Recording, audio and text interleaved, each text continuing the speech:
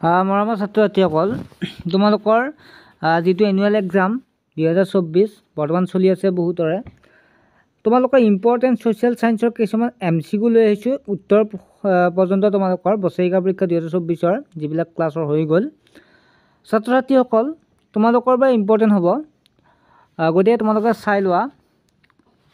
আৰু যোৱাকালি এজন ছাত্ৰই মোক SMS দিছে, ছাৰ আপুনি যিখন এনুৱেল এক্সামৰ কুৱেশ্যন পেপাৰ দিছে তাৰে সম্পূৰ্ণ কমন পৰিছে, বাকীখনো দিয়ক, তেনেকুৱাকৈ কমেণ্ট কৰিছে। মই কৈছোঁ যে তোমালোকক সুবিধাৰ কাৰণে দি আহিছোঁ, তোমালোক কমন পৰাৰ চান্স আছে, কিন্তু তোমালোকৰ যে সম্পূৰ্ণ পৰিব তেনেকুৱা কথা নহয়, কিন্তু ছাত্ৰজনৰ সম্পূৰ্ণ পৰিছে, গতিকে তোমালোকৰ কিছুমান সম্পূৰ্ণ পৰিবও পাৰে। গতিকে তোমালোকে কুৱেশ্যন পেপাৰখন চাই লওক আৰু তোমালোকে SMS কৰক 9394628219। ইয়াত তোমালোকক কুৱেশ্যন পেপাৰখন দিয়া হ'ব।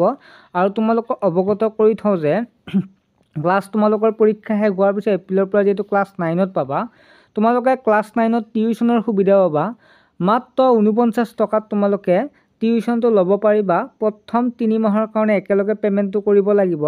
লগতে তোমালোকে দুখনকৈ ইবুক পাবা, যিখন তোমালোকে মোবাইলতে ধুনীয়াকৈ পঢ়িব পাৰিবা। সম্পূৰ্ণ বিজ্ঞান আৰু গণিতৰ এনচাৰ থাকিব, MCQ তোমালোকে পাবা। ছাত্ৰ ছাত্ৰীসকল, বহু ছাত্ৰ ছাত্ৰীয়ে বৰ্তমান জইন হৈছে, তোমালোকৰ জইন হ'ব বিচাৰিলে তাত হ'ব পাৰিবা। মাত্ৰ মান্থলি 49 টকা আৰু তোমালোকে 3 মাহৰ বাবে 199। আৰু লগতে তোমালোকে দুখনকৈ ইবুক, যি দুখন ইবুক তোমালোকে এখনতে 100 টকাকৈ দিব লাগে। ছাত্ৰ ছাত্ৰীসকল তোমালোকে নিশ্চয় বুজি পালা। আৰু তোমালোকক কৈ থওঁ যে এই ক্লাছবিলাক যিবিলাকে তোমালোকে গুৰুত্ব নিদিয়া বা পঢ়িবলৈ জাষ্ট এনেই ল'ম বুলি ভাবিছে, তোমালোকে তেনেকৈ ল'লে নহ'ব। কাৰণ যিকেইজন থাকিব, 100টা যিটো ছিট থাকিব, 60% বৰ্তমান কমপ্লিট হৈছে। সকলোবিলাক ছাত্ৰ ছাত্ৰীয়ে স্কুলত তোমালোকে ফুল মাৰ্কছ পাব লাগিব, অৰ্থাৎ তোমালোকে নম্বৰ সম্পূৰ্ণ পাব লাগিব। তেনেকুৱাকৈ আমি ক্লাছবিলাক কৰা হ'ব। গতিকে তোমালোক যিবিলাকে গুৰুত্ব আছে তোমালোকে সোনকালে জইন হোৱা। ছাত্ৰ ছাত্ৰীসকল, তেনেহ'লে আমি প্ৰশ্নখন চাওঁ। তোমালোকৰ ইয়াত 1 নম্বৰীয়াখিনি মই আলোচনা কৰিম, প্ৰশ্নকেইটা তোমালোকক কৈ দিম, যাতে তোমালোকে এই উত্তৰকেইটা কৰিম যাতে তোমালোকৰ সুবিধা হয়। মহাসাগৰীয় সোঁত সৃষ্টিৰ এটা কাৰণ কি হয়? ইয়াৰ কাৰণ হৈছে পৃথিৱীৰ আৱৰ্তন গতিৰ কাৰণে হয়।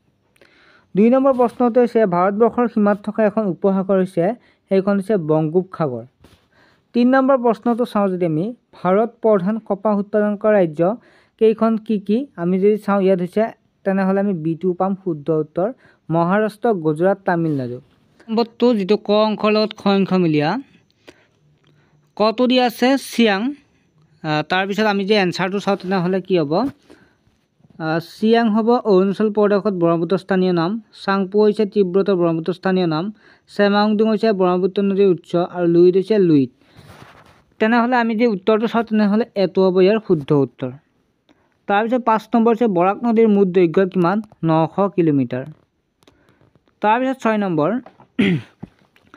হাতেৰে তোমালোকে স্পষ্টকৈ দেখা নাই চাগে, কাৰণ কুৱেশ্যনটো স্পষ্ট দেখা হোৱা নাই। তোমালোকে শুনি যাবা যে হাতেৰে স্পৰ্শ নকৰাকৈ আঁতৰৰ পৰাই পৰ্যবেক্ষণ কৰি তথা আহৰণ কৰিব পৰা পদ্ধতি হৈছে দূৰ সংবেদন।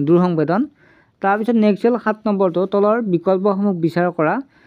এটো আছে স্কেল বা মাপনি 3 প্ৰকাৰৰ, বিটো আছে মানচিত্ৰ অংকনৰ বাবে স্কেল আৰু মাপনি অপৰিহাৰ্য, চিটো আছে সিন্ধু সভ্যতাৰ প্ৰথম মানচিত্ৰ আৱিষ্কাৰ কৰিছিল, ডিটো হৈছে মোগলসকলে ভাৰতত আধুনিক মানচিত্ৰ অংকন প্ৰক্ৰিয়া আৰম্ভ কৰিছিল।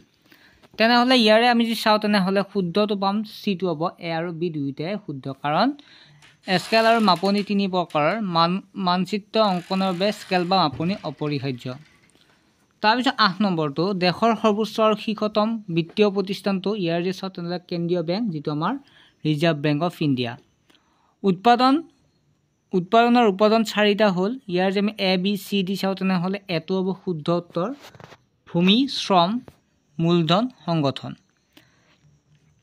10 নম্বৰটো যদি আমি চাওঁ তেনেহ'লে কৃষিজাত সামগ্ৰীৰ বিশুদ্ধতাৰ প্ৰামাণিক চিহ্ন হ'ল এগমাৰ্ক, অৰ্থাৎ চিটো হ'ব ইয়াৰ শুদ্ধ উত্তৰ।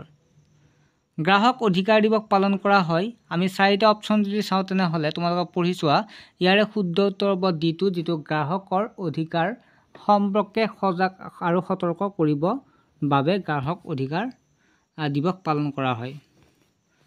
তাৰপিছত নেক্সট আহিল আমাৰ 12 নম্বৰটোৰ ক অংশৰ লগত খ অংশ মিলাই শুদ্ধ উত্তৰটো বাছি উলিওৱা তেনেহ'লে আমি চাম তোমালোকে নিজে পঢ়ি চাবা শুদ্ধ উত্তৰটো হ'ব চিটো হ'ব ইয়াৰ শুদ্ধ উত্তৰ। তাৰপিছত 13 নম্বৰটো হৈছে এলাহাবাদৰ সন্ধি স্বাক্ষৰিত হৈছিল 1765 চনত। তলৰ কোনটো শুদ্ধ আমি চাওঁ তেনেহ'লে ডিটো হ'ব শুদ্ধ। পলাশী যুদ্ধত চিৰাজউদ্দৌলাৰ সেনাপতি মিৰ্জাফৰে বিশ্বাসঘাতকতা কৰিছিল। তাৰপিছত নেক্সট হ'ল 15 নম্বৰটো সত্যৰথ প্ৰকাশ গ্ৰন্থৰ ৰচক কোন আছিল? ৰচক আছিল স্বামী দয়ানন্দ সৰস্বতী। প্ৰথম ভাৰতীয় মহিলা আত্মজীৱনীৰ নাম কি? আত্মজীৱনীখন লিখিছিল ৰাজসুন্দৰী দেৱীয়ে। তাৰপিছত নেক্সট আহিল 17 নম্বৰ প্ৰশ্নটো প্ৰথম মোৱামৰীয়া বিদ্ৰোহৰ সময়ত আহোম ৰজা আছিল লক্ষীসিংহ। তাৰপিছত 18 নম্বৰটো 1857 চনত বিদ্ৰোহৰ পৰিপ্ৰেক্ষিতত তলত কোনটো বিকল্প শুদ্ধ? ইয়াৰ যে আমি চাওঁ তেনেহ'লে এইটো হ'ব ইয়াৰ শুদ্ধ অৰ্থাৎ মণিৰাম দেৱান। সমসাময়িকভাৱে ভাৰতীয় নাগৰিকৰ মৌলিক অধিকাৰ কৰ্তন হ'ব পাৰে। ইয়াৰে শুদ্ধ উত্তৰ চাওঁ তেনেহ'লে দ্বিতীয় হ'ব দেশৰ জৰুৰীকালীন পৰিস্থিতিত নাগৰিকৰ মৌলিক অধিকাৰ কৰ্তন হ'ব পাৰে। 20 নম্বৰ প্ৰশ্নটো হৈছে ভাৰতীয় জাতীয় পতাকাৰ অনুপাতটো হ'ল ইয়াৰে চিটো হ'ব 3:2। ছাত্ৰ ছাত্ৰীসকল এই 20টা প্ৰশ্ন তোমালোকৰ ইম্পৰ্টেণ্ট হয়, তোমালোকে চাই যাবা আৰু পৰীক্ষা